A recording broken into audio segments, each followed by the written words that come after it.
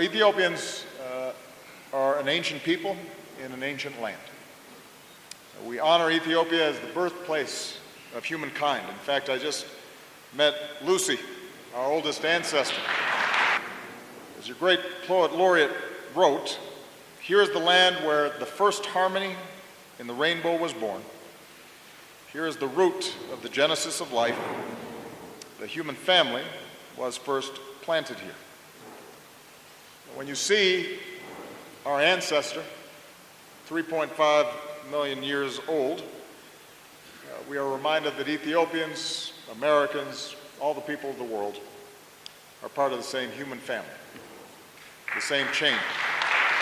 As one of the professors who was describing the artifacts correctly pointed out, so much of the hardship and conflict and sadness and violence that occurs around the world is because we forget that fact.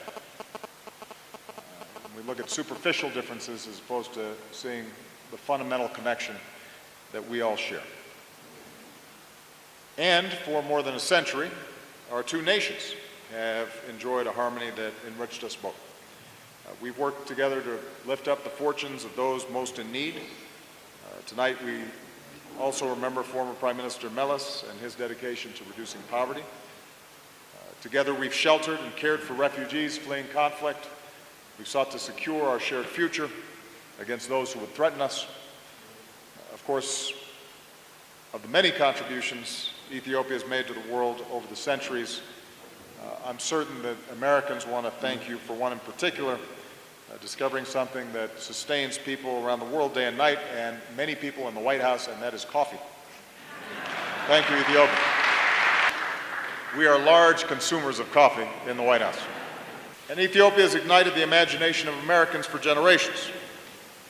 Before African Americans won their civil rights, many of them were inspired by this country, a nation that never suffered the indignities of colonialism, people who defended their freedom and their right of self-determination. You already mentioned, Mr. Prime Minister, Colonel John Robinson, an American who was one of the fathers of the Tuskegee Airmen. He was nicknamed the Brown Condor, who then came to Ethiopia and trained Ethiopian pilots to tame their heavens, and as you indicated, helped to set up the Ethiopian Air Force. You sparked the passion of American poets like Paul Laurence Dunbar and Langston Hughes, who saw in Ethiopia a dignity to be celebrated and emulated. Ethiopia kindled a commitment to service for generations of young Americans who volunteered for the Peace Corps and who have for decades worked alongside the people of this proud land.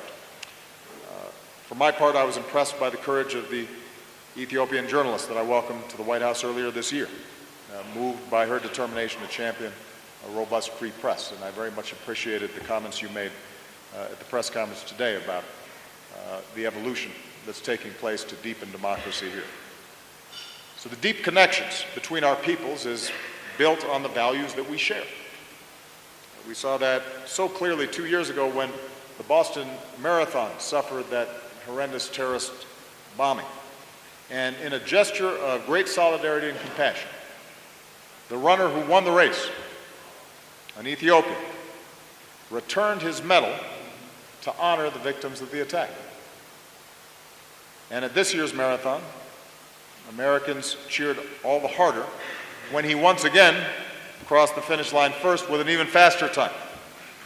And that, I think, is a hallmark of the American and Ethiopian bond.